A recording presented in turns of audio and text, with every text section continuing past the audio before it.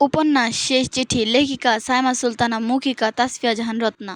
রাত 2টা বেজে 17 মিনিট। টেবিলে একটি নীল ঘাম, আর এটি যে আমার মৃত্যুর কারণ তা জানতে আমার অনেক সময় লেগে গেছে।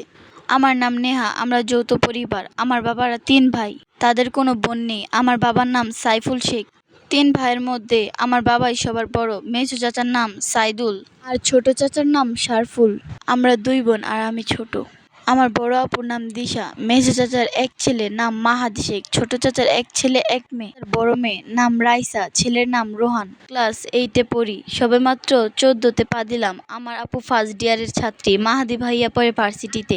রাইসা 5-এ পড়ে। রোহানের বয়স 4 বছর। আজকে স্কুল থেকে শিক্ষা সফর নিয়ে যাবে।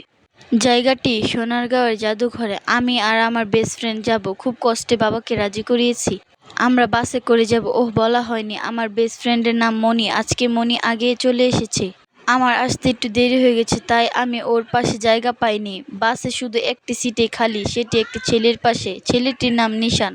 আমাদের স্কুলেরই 10-এ পড়ে। আমাদের স্কুলের সব মেয়েরা ওর জন্য পাগল। আমি নিশানকে সহ্য করতে পারি না। অবশ্য তার কারণ আমার কাছে জানা নেই। তারপর আমি গিয়ে নিশানের পাশে যেয়ে বসি। কিছুক্ষণ পর আমার অসুস্থতা অনুভব করি, তাই নিশানকে বলি, ভাইয়া আমাকে জানালার পাশে সিটটা দেওয়া যাবে? তারপর নিশান ভাইয়া আমাকে বলল, তোমাকে জানালার পাশে সিটটা দিব, তার পরিবর্তে তুমি আমাকে কি দিবে?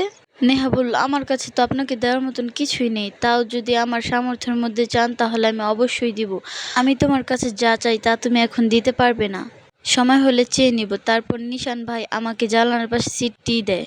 আমরা পৌঁছে যাই আমাদের গন্তব্যস্থলে। সেখানে আমি আর আমার বান্ধবী মনি একসাথে হাঁটছিলাম। অন্য স্কুলের এক ছেলে আমাকে বিরক্ত করছে। দূর থেকে নিশান ভাই এটা দেখে আমার দিকে এগিয়ে আসে, তারপর ছেলেটিকে ইচ্ছা মতন মারে। প্রথম দিন আমি নিশান ভাইয়ার ফাইট দেখে অবাক হয়ে যাই। নিশান ভাইয়ারও একজন বেস্ট ফ্রেন্ড ছিল, তার নাম আহান। আমার মনে হয় আহান ভাইয়াও মনির মাঝে অনেকটা ভালো লাগা কাজ করে। একদিন নিশান ভাইয়া আমাকে ডাক দিয়ে বলে, তোমার সাথে কথা আছে আমার। আমি বলি, ভাইয়া বলেন। নিশান ভাইয়া বলে, তুমি কাউকে পছন্দ করো? আমি বলি, তেমন কেউই নেই। বলি, কেন ভাইয়া? তারপর নিশান ভাইয়া বলে, না তেমন কিছু না, তুমি তুমি অনেক ভালো। আর বলে, তোমার হাসিটাও খুব সুন্দর। আমি বলি, থ্যাংক ইউ ভাইয়া। এভাবে কথা হয় মাঝে মাঝে টুকটাক। নিশান ভাইয়াকে আমাদের ক্লাসে অনেকেই পছন্দ করে। আমাদের ক্লাসের একটি মেয়ে আমাকে বলে এটা নিশান ভাইয়াকে দিতে। নীল কাগজে মোড়ানো ছোট একটি খাম, দেখে বোঝা যাচ্ছে এটি একটি চিঠি। তারপর আমি নিচে যেয়ে নিশান ভাইয়াকে এটি দেই। নিশান ভাইয়া বলল, এটি কি? আমি বললাম, আমাদের ক্লাসের একটি মেয়ে আপনাকে এটি দিয়েছে। তারপর নিশান ভাই খামটি খুললো।